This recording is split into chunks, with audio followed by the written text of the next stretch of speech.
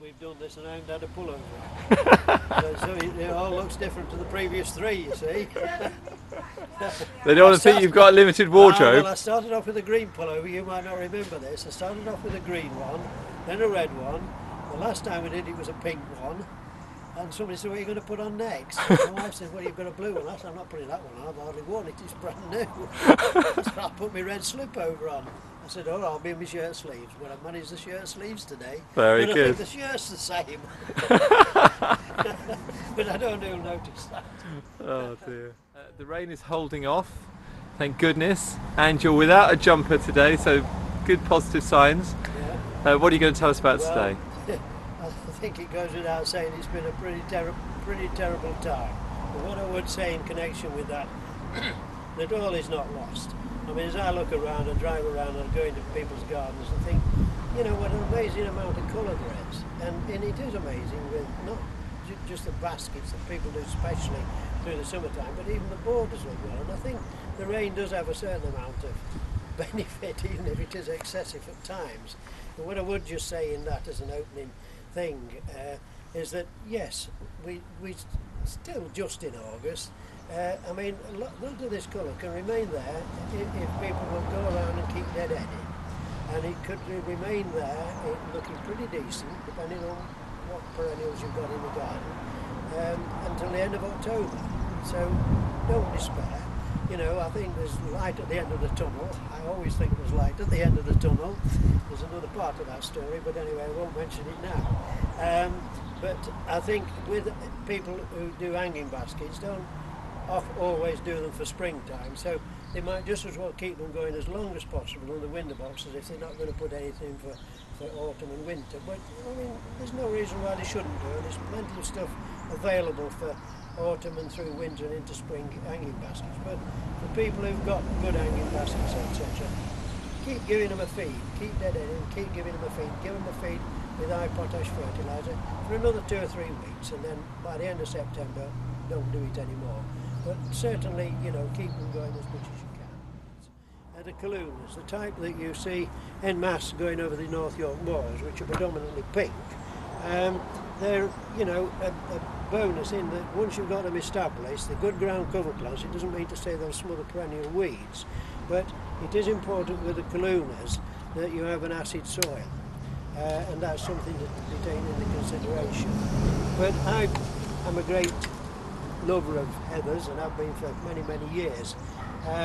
You could use groups of them within already existing probably shrubby borders. I wouldn't mix them in with herbaceous plants, and if you do think about planting and you're attracted to this kind of thing, the colour range is quite extensive, from pinks and reds and to foliage varieties as well, which not only do these flower, these foliage varieties, but they give you that extra colour right through the winter time and right into next springtime.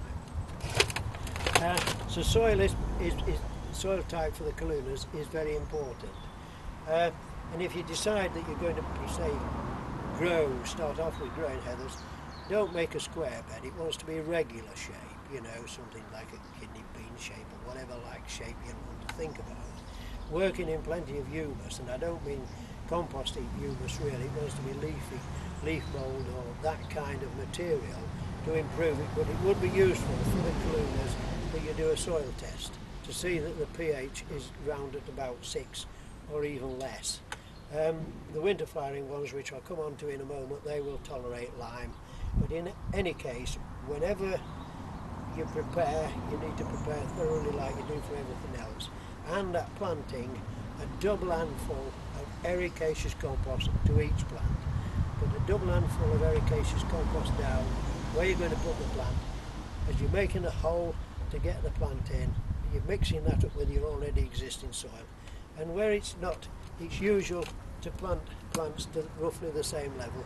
With heathers, plant them slightly deep, because these lower branches, I know there's small branches at the bottom, these lower branches then rest on the soil and they will root in, and the plants grow away much more quickly. I don't say plant them 3 inches deep, but just about an inch or so deeper than you would normally, and let the shoots lay about on the surface of the ground, and if they're happy, they will root in and the plants grow away much more quickly.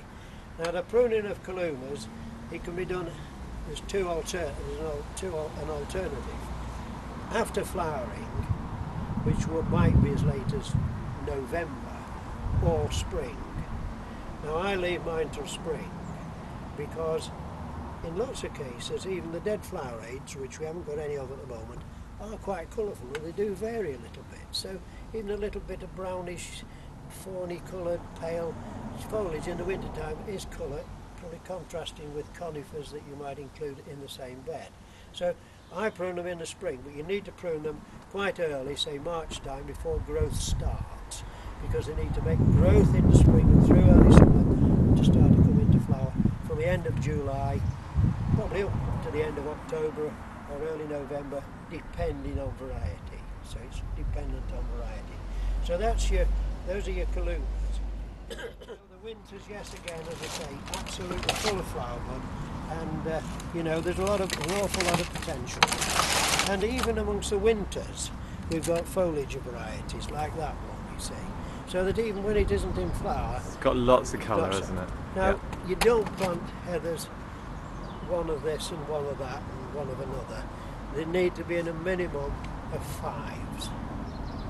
Okay, you could go down to a minimum of 3. I'm talking about if you're planting 100 or something like that in a sizable bed. But you want to be working on about 5s.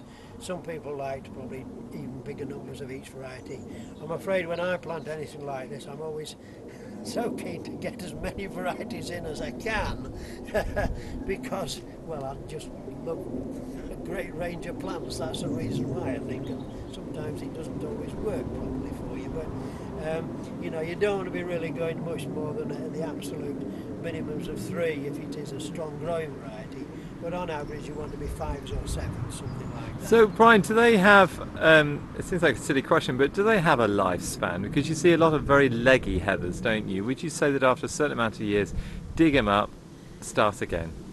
Well, the reason I have just replanted a bed is simply because I think the bed that was there before, I mean, when I initially did this heather planting, I planted around about 300 heathers altogether, 65 varieties. I mean, it was a silly thing. I was 65 at the time. I thought, well, I'll try and put 65 varieties in. Now, 1 or 2 failed because there was fairly obscure varieties of 1 or 2 different types, and of course some of the others grew very well and crowded them out. But the point you make about some of them looking woody, that is really because they haven't been looked after in the early stages. You know, that if you let, say, some of the stronger growing winter flowering ones, and don't prune them for 2 to 3 years, they just keep growing up and up and up, and then that stem, woody stem, even choose how you cut it back and feed it and do whatever, it will not break out again.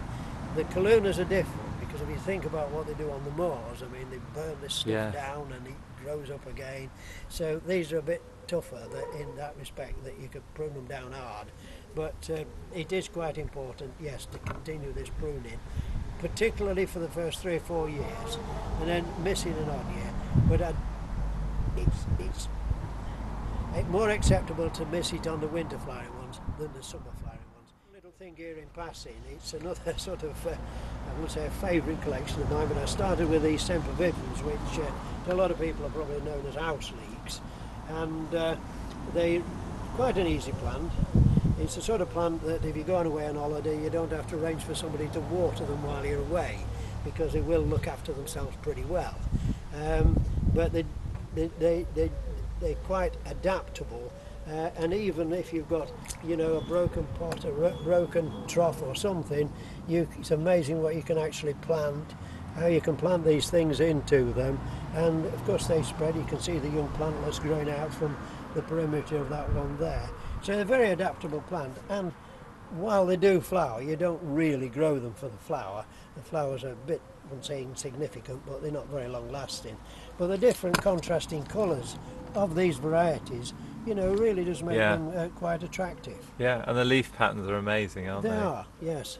And that would look really lovely on a patio, wouldn't it? Well, that's right. I mean, and even in a trough with a few rocks. I did one last year where I got some broken piece of the paving type material and I put it on its edge and 2 or 3 on the edge, and I planted in between, and they're now coming over the top as well as over the side of the trough, and they're not a lot of trouble. Important that drainage is good. Right. Drainage is vitally important. The other thing that is very, very much in season now, of course, is autumn planting of bulbs. And, you know, they're now readily available, great choice of varieties. Some of the fairly ordinary, straightforward things like hyacinths, tulips and daffodils, but there's quite a good range of other stuff that's, you know, worth trying for people who are keen to have a go at something different. Yeah, I mentioned a moment ago the ordinary run-of-the-mill of daffodils and tulips and hyacinths, which people don't really have a problem with. But crocus, again, you know, crocus, yes. People think about crocus, the alpine types, and the large-flowered Dutch crocus. But there's crocus that flowers in the autumn, but they need planting quite quickly. There's the autumn flowering crocus that people commonly refer to, which isn't a crocus, it's a colchicum. But that is a crocus, and there's a few different varieties of those which are autumn flowering. Now the colchicum, the water lily, the double colchicum, that again wants plowing sharpish, because within a month that will be in flower, so they want get it in the ground as quickly as possible. Oh wow! Which, you know, is quite something, I wouldn't say completely different. Another autumn flowering one, you know, so there's a great choice of less common bulbs. And I think after a very disappointing summer, flower-wise, I think, you know, with so much rain and stuff, maybe there's the last chance in the season. Get these bulbs in and you can get some colour into your garden. Yes, that's right. In those corners where you've got a little bit of dismal display at the moment, yeah. Yes, get some of these bulbs in. Okay, excuse me, but you know, it is something that you've got for years. You don't just put them in this autumn and say, oh well, that was beautiful for 6 weeks, we'll plant some more maybe next year. They're going to be there. Yeah. And it is again important to prepare the ground a bit. You know, don't just dig a hole and stick them in. They'll probably survive, but that's not the right way to go about it. Bit of preparation, not essential to put fertiliser on at all. Some humus or some planting compost, work it in, plant them, because bulbs, when they start to die down, the leaves are from day one feeding the bulb, the comb, back up in readiness for the next season. So they're doing that for you through their own leaves. I mean, there is suggestions that you probably do fertilise where bulbs are flowering and all that sort of thing. Well, I don't think it's do any harm, but it isn't absolutely essential. As long as the soil is in good heart, perhaps afterwards you want to put a mulch on or something like that, but it isn't absolutely essential. What about planting position, Brian? Do these bulbs require, as the, you know, the light is going down in the autumn anyway, do they need to be in a sunny spot? Or? Well, just an open, fairly open place. I mean, I don't think that it really matters an awful lot. You'll often find that with things that are planted on the south side of a building, they'll flower that much earlier and flower that much shorter. But the ones in a more shady and probably damper situation might be that bit later, but will flower that much longer. Right. You know, yeah. So again, you know, yeah. There is really no hard and fast rule about a lot of these things. I think one of the main considerations is the state of the soil. Right. And, of course, planting depth. Generally speaking, you think about it as if a bulb is, shall we say, 1.5 inches deep from tip to root base, you know, you plant it 3 times or so deeper. You know, so, but that is only a guide.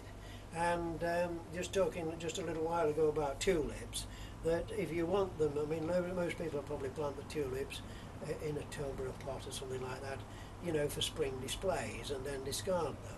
But if you want them in the border amongst perennials, which I've got 1 or 2 clumps in my front garden, and they've been there for the last 7 or 8 years, but to plant them deeper, instead of planting them just 3 times, 4 times deeper than the size of the bulb, plant them about 5 or 6 inches deeper.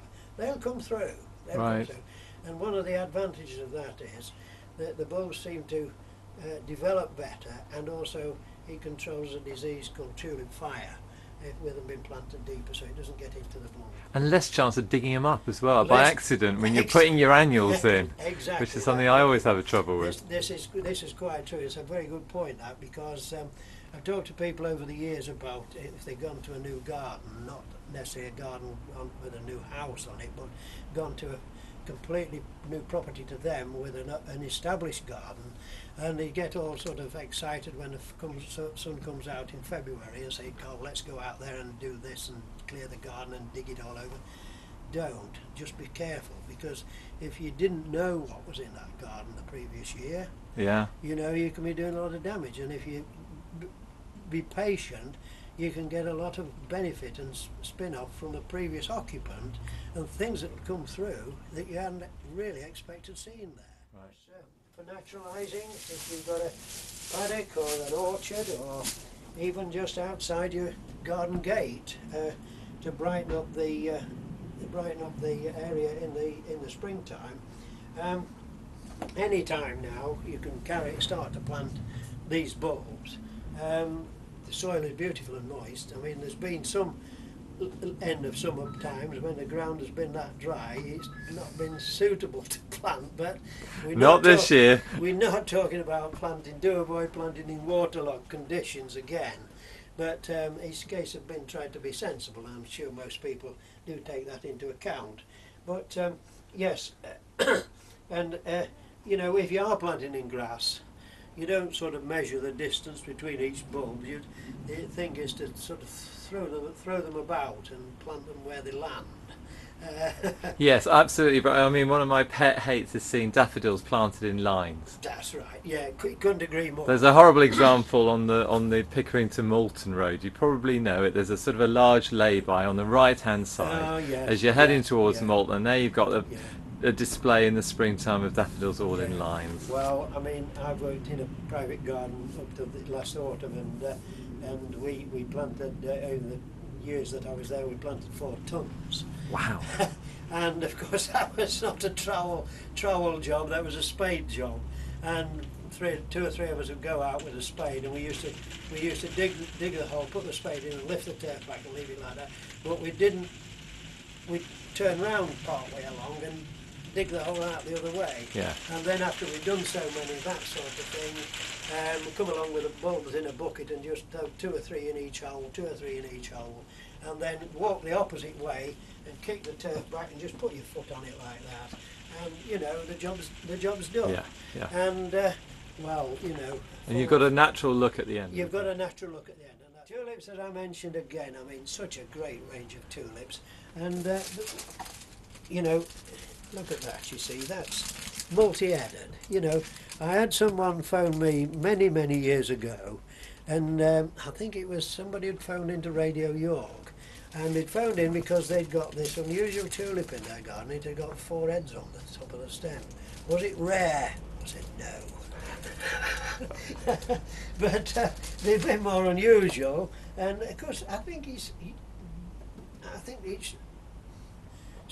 suggest to people who've been doing the general run-of-the-mill of stuff over the years to try something different. You know, none of it is rare. It's all been, shall we say, tried and tested. But, you know, people are very conservative in what they plant. You know, must have tulips, must have hyacinths, must have daffodils. Now, there's such a range, and the types and the variations, and you see even with tulips, you can get tulips with variegated leaves as well, you know, which adds a little bit of contrast to the planting scheme. And you get the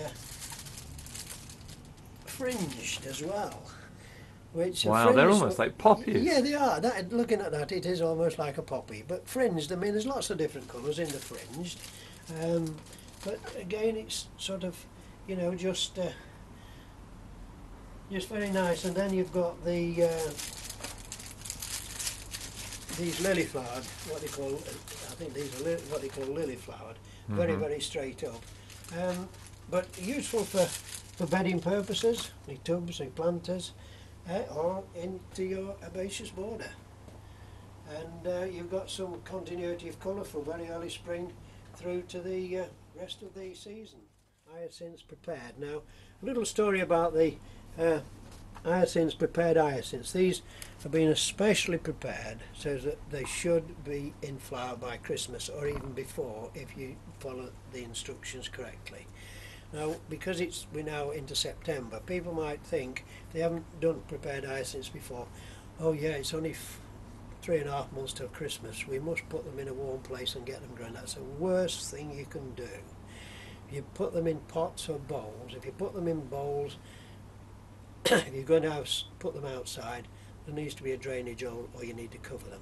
But if they put in pots, they want to be in the coolest place you can find and keep them moist, because the roots grow first, and if you can build up a good root system, you then get a pretty good flower. The thing is, if you force them along too quickly, too early, the flower starts to develop within the bulb. It doesn't make a good root system, and then you find all of a sudden they whop over in your pot or your plant or whatever. Right. So they do need to be in the cool conditions.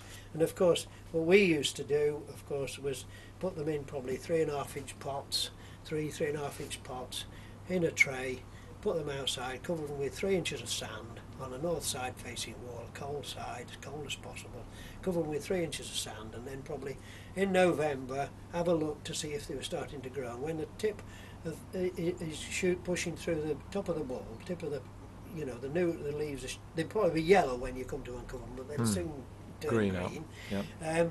Once that's happening, just take a plant out, and if it's got, it'll have a brilliant root system by then.